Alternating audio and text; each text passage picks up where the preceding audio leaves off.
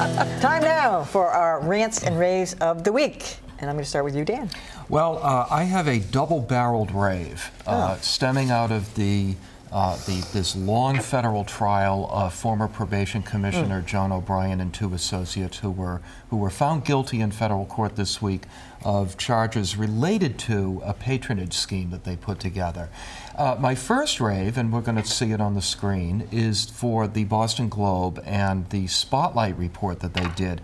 They really kicked this off. Yeah. There had been some coverage of it beforehand, including some in the Herald, but this really kicked it off, and it really underscored the grotesque and really sleazy amount of patronage that was taking place, involving dozens and dozens of public officials.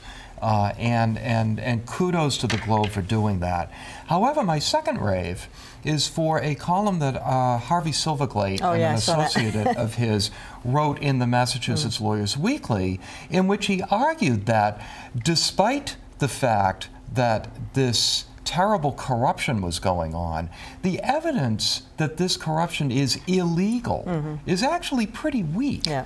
And in fact, the federal prosecutors were kind of struggling to make the case that this was illegal. Oh, I know. They got him on mail fraud. Oh, yeah. Ridiculous. Mail fraud and racketeering. They couldn't get him on probation, on patronage, so they get him on mail fraud. I agreed with Harvey. So anyway, I'm going to post links to everything in the comments this week, so have a look at that. Very good. Yeah. All right, Marjorie.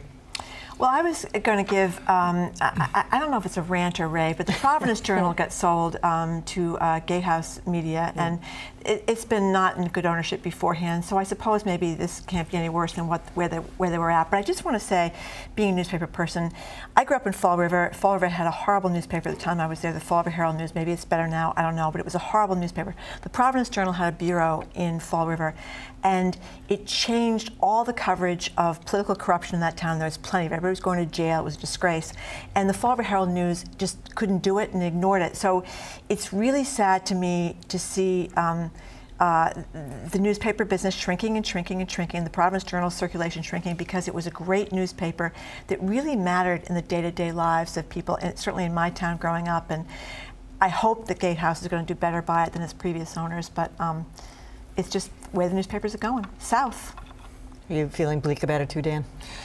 You know, I'd like to give Gatehouse a chance, but still, they're going to do some cutting because that's what chains do when they come in. I just hope that they don't cut so much that the Journal is unable to fulfill its mission. All right, Tom. A lot of attention paid lately to plagiarism. You know, essentially taking somebody else's work, claiming it as your own, and not giving credit to the person who did it. And I wanted to give at least a pat on the back to the New York Times for the story that they did with Montana Senator John Walsh. Senator Walsh held himself out to be, and I don't want to denigrate his service, as being a military hero of some kind. He'd served in Iraq, and was certainly using that as central to his re-election campaign. As it turned out, however, the most recent promotion he got was largely based on his getting a master's degree from the Army War College, and the thesis that he had written for that master's degree, according to the New York Times report, and it was very evident, was taken almost entirely, certainly the central points, from reports previously written by people from the likes of Carnegie and other places like that.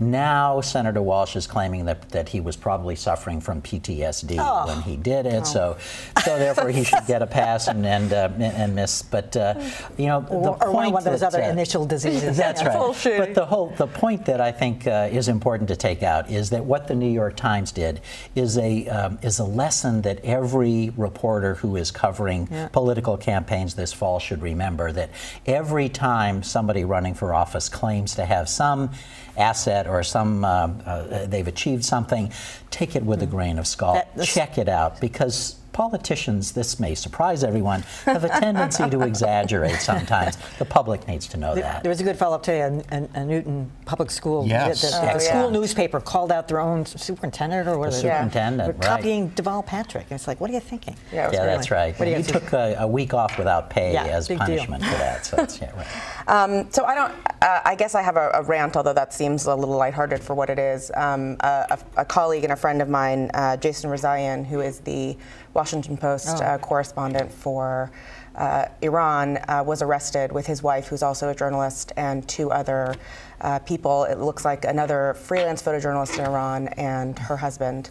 And you know, initially we heard yesterday that they had been detained. On Tuesday, we weren't sure they'd been arrested. The government has now confirmed that they've been arrested, and it looks like it's, you know, sort of a little bit of a clash between the hardliners and Rouhani, who's been a little bit milder on the media. But I just want to say my thoughts and prayers are with his family. I hope it's resolved. Well, finally, I have a rant this week for Kurt Minahan at WEEI, who I kind of gave a little bit of a pass to last week. I said he used the wrong terminology. He then apologized, what seemed like sincerely, for calling Aaron Andrews of ESPN a gutless bitch and a couple of other things. He apologized, thought he would move on.